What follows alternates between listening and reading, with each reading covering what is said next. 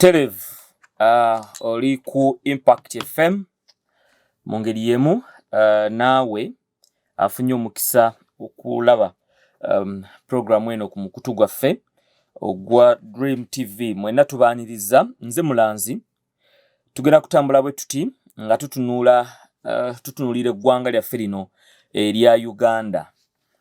Ebimu ku ebyo oba oliawo byetaaga okusimbako amannyo naddala mu ludda luno olulina okuwabula gavumenti. Ekibuuzo kibuuza FDC ekyali wanu Uganda wanu people. FDC mukukunavu ekyali wanu Uganda wanu people. Ekirala gavumenti ya mu mukukunavu kati kyetukola abaka abakiise 7 beba tutte mu UN bonna baaki babadde beetaagisa nga otunuulidde eggwanga engeri eno likaaba naye ate eno bakola pate eno bweba pate ebintu by'okudigida ebyokusanyuka ate eno nga bwe tukaaba eno amafuta bwe galinnya tewali annyonnyola wabula ekigambo kirimu kyokka global issues. This is a global issue kyetuwulira awo kati eggwanga mukukunavu weriri abakaaba bakaaba naye tuve tutya wano okulaba nga Uganda libeera eggwanga eryo eryeyagaza. Ku myaka gye tulina nga Uganda kasokedde nga tufuna obwetwaze okukaaba kwaffe tekulina kwenkanankana n'abo oba oliawo abalala abatanaba kuwangaala nga ffe bwe tuwangadde. Mukunavu amaze okuneeyungako era nzikiriza nti gwali ku Impact FM ogenda kunyumirwa. Ebyo ebyabo vulugu wajja kubeera lwansonga. Museveni yagenda n'abasalira akakodyo. Kubanza nabaga nti mu Uganda we don't have politicians. Ebibiina byaffe oba bakiyita wali alina think tank. Yayina abasajja abalowooza ebya wano bya gambling. President provoked them into a succession battle 3 years ahead of elections. Dabano abamala ombudde nga bakuba mubuuzi tebamanyi nti 3 years ahead. Can you sustain that tempo? Very hard. Tokisobola. Toyina resources, toyina ki. Naye Museveni yalinga nti agenda kulekulira before completing his term. N'akanyuga omulambo ebweru abasezi ne beekeja n'abategeera tegundi musezi ne gundi musezi. Kati ebyo ebyabwe temuli tubikomentikako tugenda kyekola. Naye nze mbagamba dakiika 10 zimala nabawandiikira akatabo kange mu 2011 ne mbaga nti obusika bujja battinganya ne mbawandiikira amateeka agafuga obusika. Waliwo amateeka agafuga obusika. Scenario tuba na 2 the voluntary retirement. Omukulembeze omutunulyanga ebintu bibiri. Rules and principles of succession. Yes. Kitabo kya Tamale Mirundi. Era katono kubanga Constitution eba nnene. Expression. Ezo ze rules ezifuga obusika. Kitabo wakiwandiika 2011. Situation zituyina 2. Nti afudde nga alaamye n'afudde nga talaamye ebyo ono gundi akuuma ebyabafuya abitwala. Have died interstate. Kandi omukulembeze alina scenarios 2. 1 bw'aba akyali mu kko weeronda omusika. 2 bw'aba nga bamaze omuddusa emisinde talonda musika. Okay. Katusome ekitabo ky'omukukunavu. Leero tutandise na kusoma kitabo. Dakiika 10 mukukunavu oba 2 ebya bulijjo. Yazze kututunulira rules and principles of succession. Nga temunnalwana ani agwa mu mateeka ago. All right. Katusome. The voluntary retirement is such that the incumbent remains in strong position to influence and determine the successor. It then naturally follows that an incumbent cannot cede power to somebody he does not know. Knowing in politics does not stop at somebody's name or face. It extends to a historical bond. Experience shows that it's highly risky for an incumbent to entrust power to somebody without a historical link. By this I mean a long-time relationship. You must have guarantors who can evoke this historical bond if she or he turns hostile. Nelson Mandela, for example, in South Africa, ensured that his close friend Thabo Mbeki succeeded him. Secondly, a leader does not entrust power to somebody who can easily establish his or her own political power base within a very short time. It's advisable to incumbents to remain with some sort of influence in government in the first 5 years following their retirement. This is because human nature loves freedom. True. It seeks to get out of the shadow of its predecessor and establish its own identity and legacy. A person who can easily establish a political power base gets new friends and is easily hijacked by political opportunists of his new base. Somebody who feels that his success is attributed to you. This is what we call the politics of overwhelming. A person who believes that his or her achievements are related to one's own individual abilities and popularity is usually politically dangerous. However, even turncoats or weak leaders are dangerous. They become an easy target to political manipulation by their opponents and try to prove that they are not dependent on their retired president. A retiring president should never underestimate his successor's political abilities. People change. They are not static.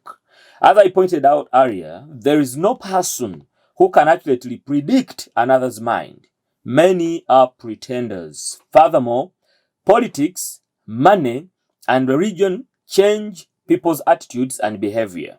This is because they attract new friends with different motives. This explains why when people get money and power or get married, they change friends. In Kenya, Mzee Jomo Kenyatta and the Kikuyu Mafia underestimated Daniel Arap Moi. They believed that since Moi came from a small tribe among the Kalenjin, the Kikuyu who had established a strong network within the government and in the private sector would snatch power from him. They looked at Moi as a passing cloud. However, he outsmarted them by borrowing power and support from other tribes. In Zambia, Frederick Chiluba underestimated Levi Patrick Mwanawasa. He was deceived by medical doctors that Mwanawasa would not complete his first term as president. Mwanawasa was a victim of a fatal accident that severely affected his abdomen. He reasoned that if he became president and gave him trouble, he would die within a short time. Therefore, Chiluba suggested that the new president be deputized by vice president who would take over upon Mwanawasa's demise. But Chiluba would later pay heavily for this. Mwanawasa subjected him to a long and embarrassing court process where his underpants were exposed to the public. Most of the former allies were put behind bars. Mwanawasa wished to remain and die his own man. He didn't attribute his ascendancy to the presidency to Chiluba's role. Chiluba failed to understand that Mwanawasa, as a private lawyer, could not pay for his huge health bills, and the doctors had based their death period to this fact. However, as president of Zambia, who was waging a corruption crusade and forcing people to vomit what they had stolen, Mwanawasa's exorbitant bill was peanuts to the excited public. Therefore, it's important that a retiring president ensures his successor does not undermine his legacy. President Museveni pointed out that he does not care about his legacy. However, this is important. Ugandans will remember Museveni, among other achievements, as a man who restored peace, stability, and human dignity, and rejuvenated the country's image. Ugandans, for the first time in history, saw soldiers who don't rape women, who don't kill with impunity, or don't steal from the public. They will remember that Museveni turned the Namamve killing fields during Amin and Okello Lutwa's rule into an industrial center. True. In the 70s and mid-80s, people would scan Namamve forest on a daily basis to retrieve corpses of their dead relatives. Government soldiers would take their victims to the slaughter dungeon and leave their dead bodies to be collected by their relatives for burial. The place became a mortuary of sorts. A group of youth permanently remained there to depend on income from relatives searching for their lost relatives. Museveni will be remembered for pro-people policies like UPE, USE, Bonabagaggawale, i.e. Prosperity for all, free and fair elections, right from the village level to the president. Therefore, no retiring president will wish to see such achievements erased by his departure. He therefore cannot hand over power to a person who threatens to undermine the above. In the case of Uganda, these must remain monuments for President Museveni. This explains why Moi didn't rename Kenyatta's monuments after his own name. He put up his own structures. Even in his early days as president, Moi insisted on the following, the Nyayo philosophy, implying walking in Kenyatta's footsteps. A retiring president must ensure that his successor will protect members of the first family in what they have acquired. This explains why the first family must have an input in somebody to take power. Although in Zambia and Malawi, it is the former presidents who have borne the wrath of their successors. In many cases, the first family members became the punching bags of the new regime. Even where the president has committed human rights violations, anger is always meted out on members of the first family. People often vet their anger on members of the first family. A retiring president must ensure that his successor will protect his security and protection from persecution. He should also be able to ensure his welfare. As people move closer to a global village, internationalism is also closing in. This means that we are having new generations of rights. What was not considered as human rights violations have become so. The internationalism, though, through new agencies like the ICC, is intended to keep leaders in developing countries on their toes. They use those who have retired to shape those taking power. Therefore, a retiring president in choosing a successor must bear this in mind. Finally, a retiring president must ensure he retains some influence in the body politic of the country. The soft landing has always been retention of the leadership of the party in case of a ruling party. However, this renders the retiring president to easily come into a collision path with the new president. The situation becomes worse when his party is not the ruling one. It's what is happening in Kenya. Former President Daniel Arap Moi refused to retire and still participates actively in the country's politics, at times taking sides in a very controversial government policies. This has helped him to remain relevant and defend himself against attacks from enemies. In conclusion, what protects the country, kwatwagala Uganda eyo mukuna vijayagala, from bad leaders are national institutions that can shape a leader's conduct and behavior. The country, through institutions, should make both the entrance and exit doors wide and keep them always open. Once a leader misbehaves, there should be institutions to enforce accountability. Very true. A wise Chiganda proverb says that omuyonjo omutono gwe guweta enkoko ekinsuti. Literally translated in English to connect that a cock must fit in a small cage. It is not the cage that expands to create room for it. Very wise proverb. Likewise, it should be the leaders to fit in the national institutions, not the institutions to expand to accommodate their leaders' personal and selfish interests. Strong institutions should, therefore, ensure the leader sticks to his or her roles as a leader entrusted with power. We should also borrow a leaf from the Islamic practice. Muslims always refer to their successful brothers and sisters in the business community as Katonda, Beyayazika, Emali. This means that God only temporarily lends them wealth. he's free to withdraw it anytime. It's an up teaching that is applicable to leadership. Sexually, it applies that all powers enjoyed by leaders are lent to them by people. Anytime they come for it, it should be surrendered willingly, provided they do it through democratic means, not riots. I therefore submit that you said here magezi mangi gwenda kuwandiika abaali balwanira obusika batandikirawo okunkuba 211 ekumanti mangoba 214 naye nze watayi ekinsesa nti I was watching a meeting where somebody was giving another person money to go to Muhoozi to tell him you made a mistake in choosing this man. He's spying on you. He's spying on you. Ye are creating a reverse psychology. Let me tell you, omuntu okulonda omuntu ku kintu considering ebintu bingi.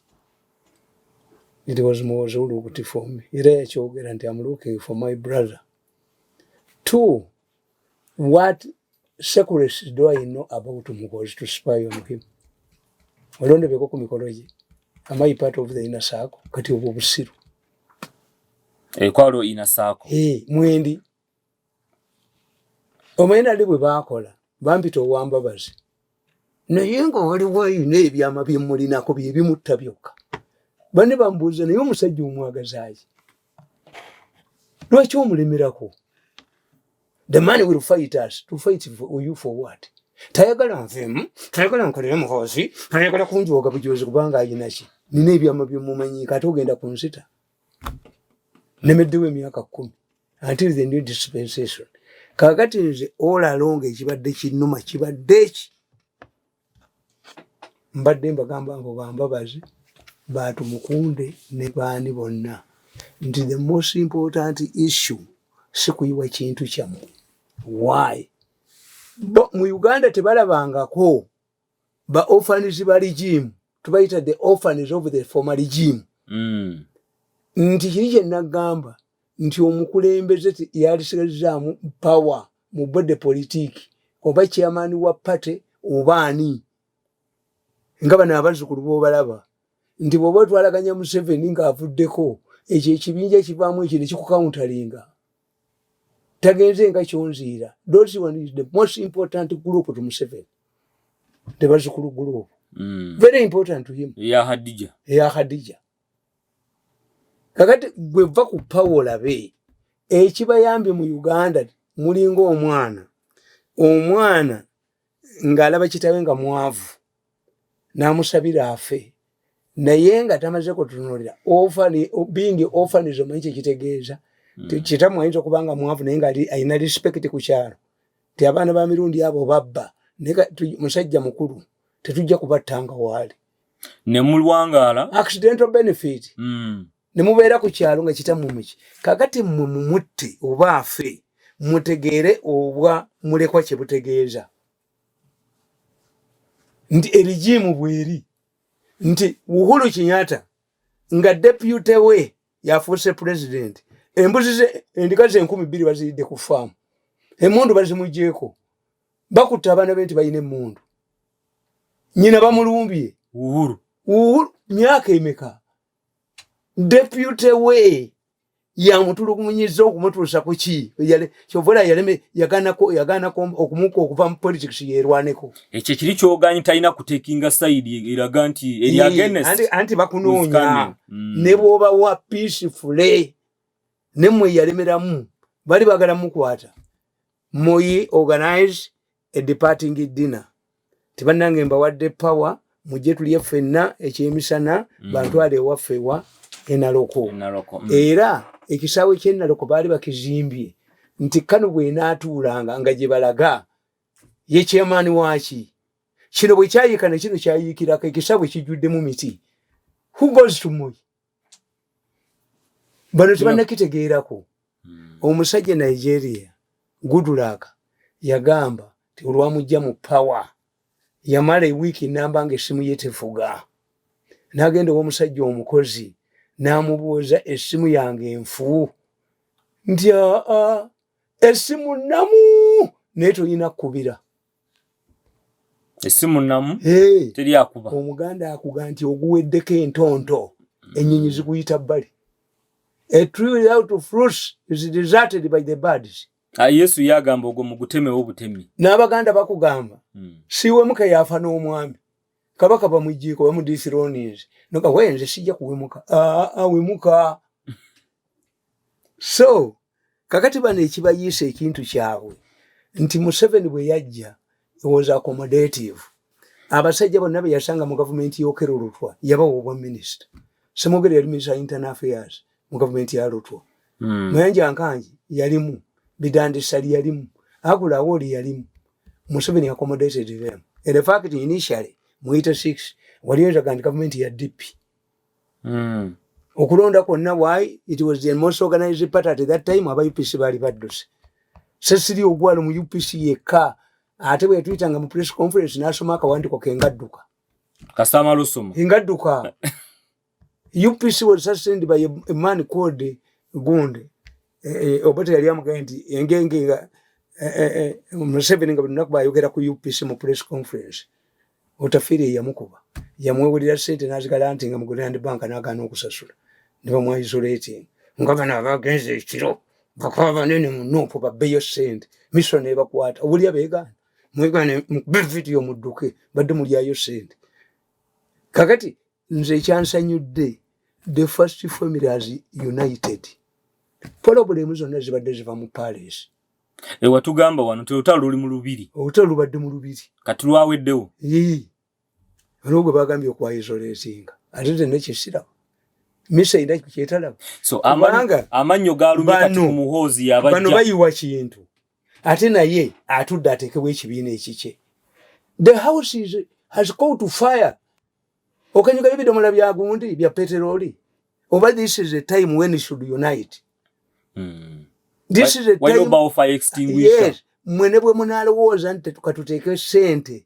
mu opposition bwe banajja bajja tuleka bajja basiba kwa mwina okutegeera kinkuwandikidde wano nti abantu ne bw'abaani n'omuwa Paul lwaleero ng'ajja kulonda mu myaka 5 talina kyakolawo what can you do in 5 years which fundamental reforms can you do in 5 years it was only Kibaki yali amanyi economy the best economist in Kenya's history ensi yagitereeza Obama ensi yagitereeza economy yabaga nti amakampuni agagudde gonna gavumenti egawule sente on condition gali profitable two nga bamanja baago bakkiriza omusaala si byakwejalabya kulinnya nnyonyi kugenda genda that's what Kibaki bwaba wakugirinya alinya ku musaala ate wano bwe kye baakola baateekawo ministry eya privatization investment ebintu ne babyegabira bennyini nga tebasobola bikozesa toyinza kudya mutamiivu n'omuwakugabula mwenge ku mbaga ajja gumalawo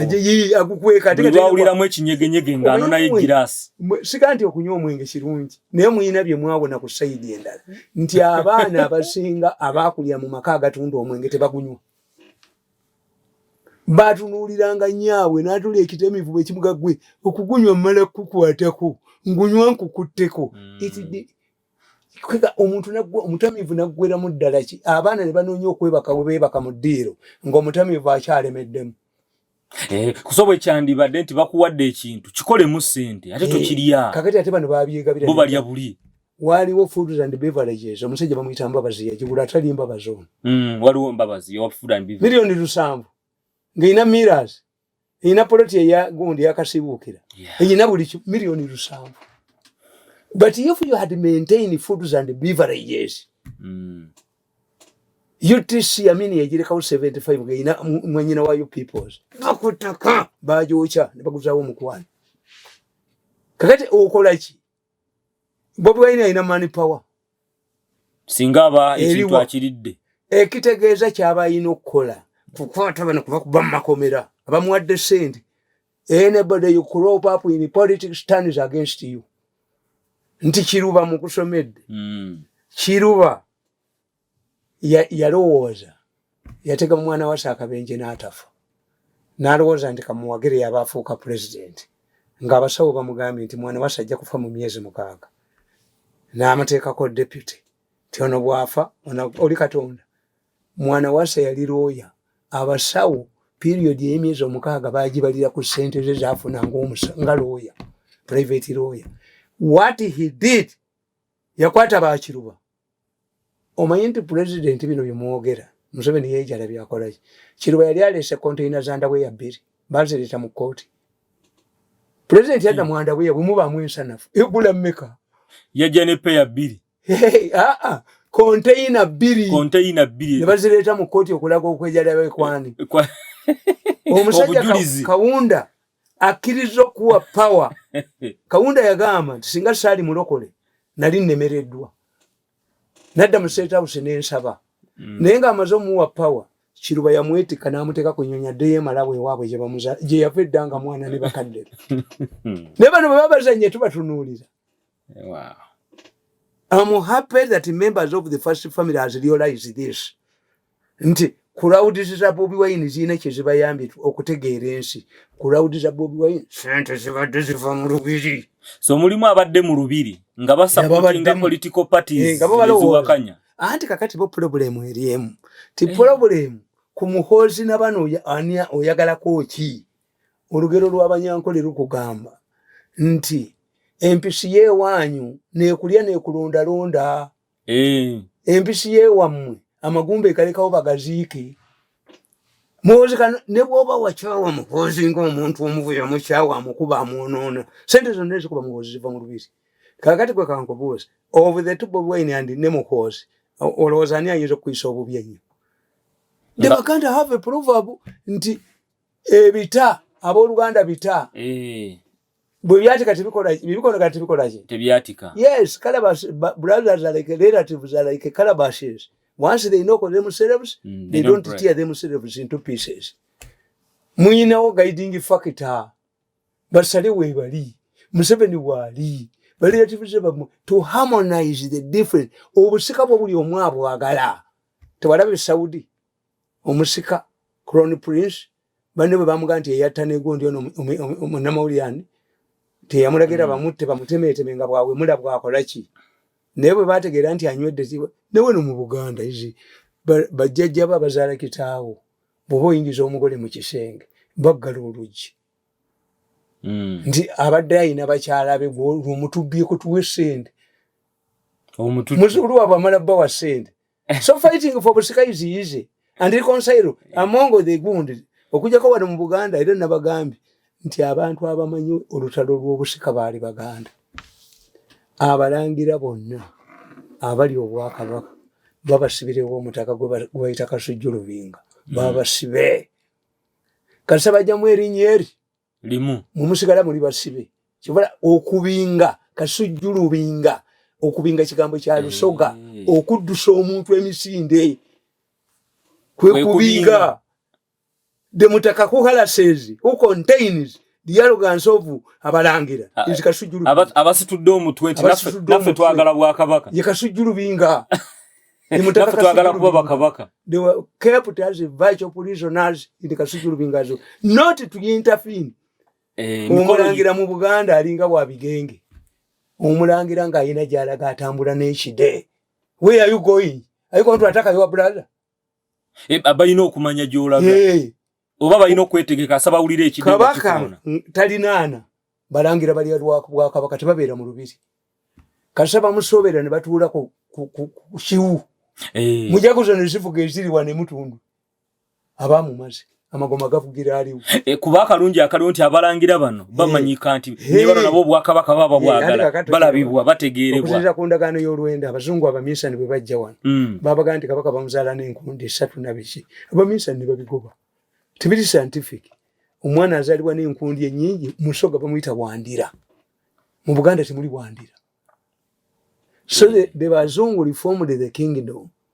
Ne babagamba nti okuva ku Ssekabaka Muteesa olubereberye amanya g'abalangira gonna gatwalibwa mu lukiiko. Olukiiko erinnya erisinza okufuna obululu obungi lirirangirira nti ye kabaka n'aweerezebwa Queen Victoria oba abasika ba Queen. Omusika wa Queen ye Museveni. This is why the government recognizes a traditional leader bwe mujja kuli recognition takola okyo badde okimanyi kasaba mujja kuli recognition ndi Museveni agamba nti kabaka mujja kuli recognition government emujja kuli recognition bwe basanga bakwata mukwate kuba it originates from the missionaries could not allow those unscientific things nga bali baze kuba busamize na bulogo ndi omuntu bamuzala n'engoma ekulirawa mulubute ekulirawa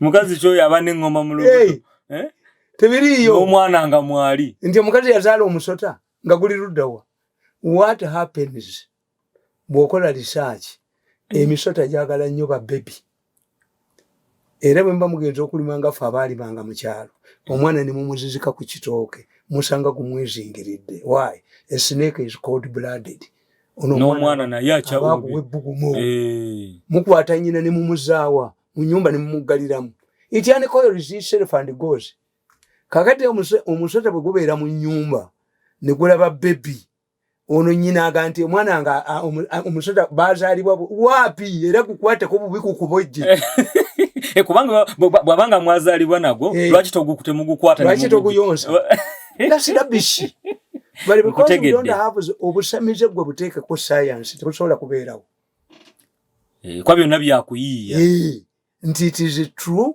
omusota gusobola okuba mu katanda k'omwana buli kaseera waliwo ebiyumba ebikadde guzzerwa bbugumu lya mwana ono era baga nti bebi talumwa musota okujjako akikwata n'akikwata bwate nga pusi gwe pusi togiraba pusi eva ku mwana omuto emuteekako n'ennyindo zayo bweti neewulira ebbugumu ya luyiro naye lwaki ye omwana akwata kapa n'agisika omukira bwati ate mune naye etegeera bwe gikwateko emanyi ono mwana emanyi weeyiti y'omuntu agikutte emanyi wegikwata ng'oyagala gitta gwe kalinnya koolabe ng'oli muntu mukulu kategeera weeyiti tieno weeyiti si ya bebi mukwano gwa nolwekyo nyina okwerwanako kakyuka bukyusa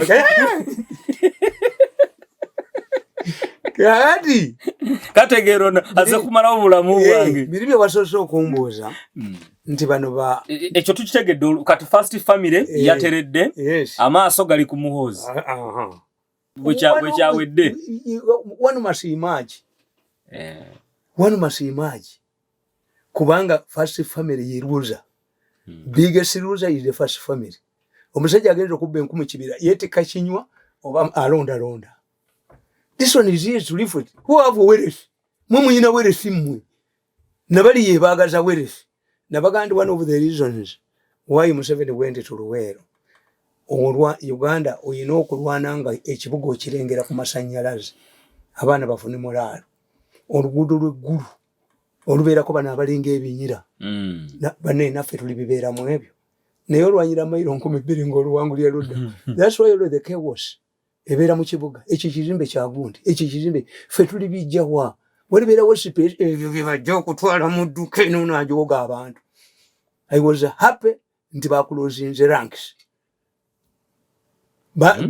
ebyo ebibala bya Bobi Wine naye ate nabo tebaategedde nti Bobi Wine gavumenti yemuteekamu ssente kwa wakyogedde nti bagaye nti eno embeera muhoozi tegisobola kati have ended up closing their ranks eyateekamu ssente tukiyita gundi unexpected results kakati yerukwago ajja alaba ababinuka nga tamaze kutegeera omanyi bw'oba akoze emirimu mingi nakola emirimu mingi mu buto ate nembigiramu abantu abalina sayansi waabwe gwetategeera abasajja babatwala ente mu katale abazitunda bananyinizo bamanyi okuginywesa walagi ente enywalagi n'etamiira kati gwe bw'ogisanga mu katale k'omubuulo olaba ekyakala nti kumbe twaziyitanga kagango nkadde ebeera n'amasafu ga yero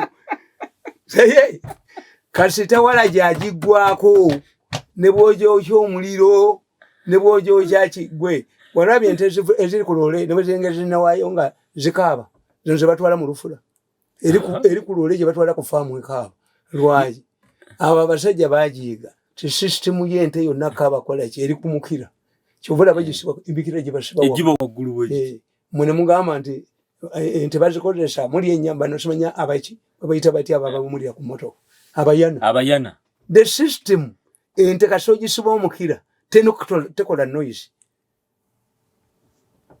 Kakati bano baali tebamanyi ani atadde ssente mu Bobi Wine. Nzimba bawonya tumuka Bobi Wine nawe namukwatidde tanyega akatambi wagambye okalina nawe namukwatidde nga alina bina mu 5 tebayinza kunyega. Kakati yeru kwagalo twale wa mukulu woyo mutowo lukwago andi kati lukwago kye yakubidde president wa FDC era Besigye yasuze bulungi nnyo. Bulijjo kyayagala Dr. Kiza Besigye kubanga bano badda mu legality n'abaana bange mbagamba ba lawyer nti law and politics are never bedfellows. Once you refer a political matter to the courts of law, you are finished. Bali batunuulira kirala bagenda bintu politics is who gets what. The end justifies the means.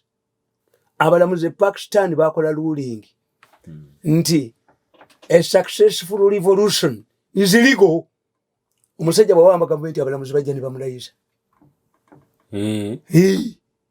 Without caring yassa abantu bameka saba kubanga yawangudde kasi tolaba tutte ebyobufuzi mu court abambua nga ne gundi ne Bible ekuga ntegeragana ne muganda wange temunagenda mu court.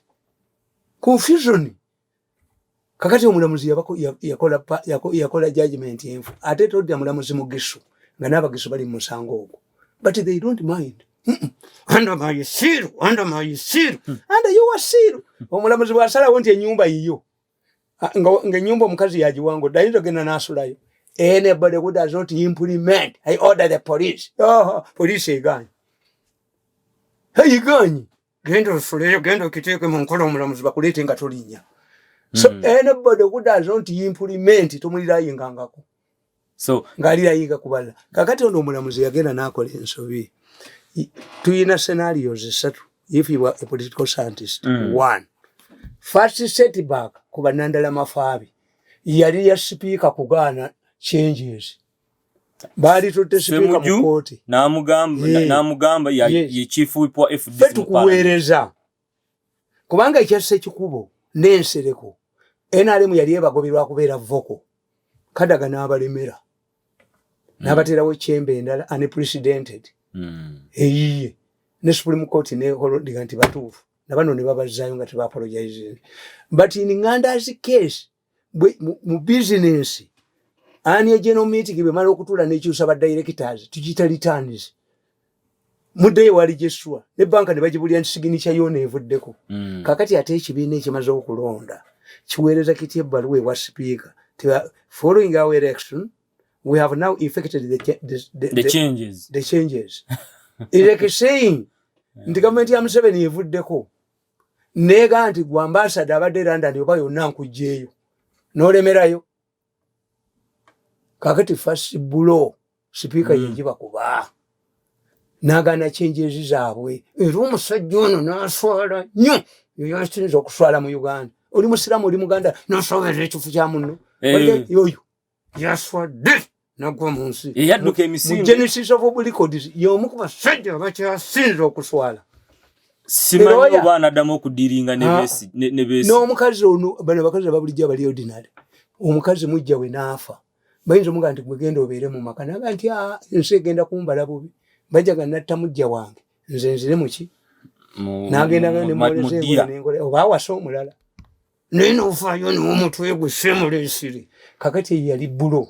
Bali tutte speaker mu court whereas the speaker's powers stop atuyinako ne changes kuba waliwoozezza nti bano be bakuweereza bye babakyusizza kochi n'akyusa omuzanyi lefu n'amulemezaamu. That was their first blow. Speaker yali ategeeza bye mwakoze bifu. Musooke mwetereze. Nebaddeyo mu kooti Nandola ne banne kuba bali basende. Mumulowooza nti abalamuzi tebamanyi. Ayinza okuba nga ekikoze akigenderedde. Abalamuzi nabo bana Uganda nabo balaba. Nti muyola sente, muziyodde, ne muzakanyuka mu opposition. Instead of solving people's problems.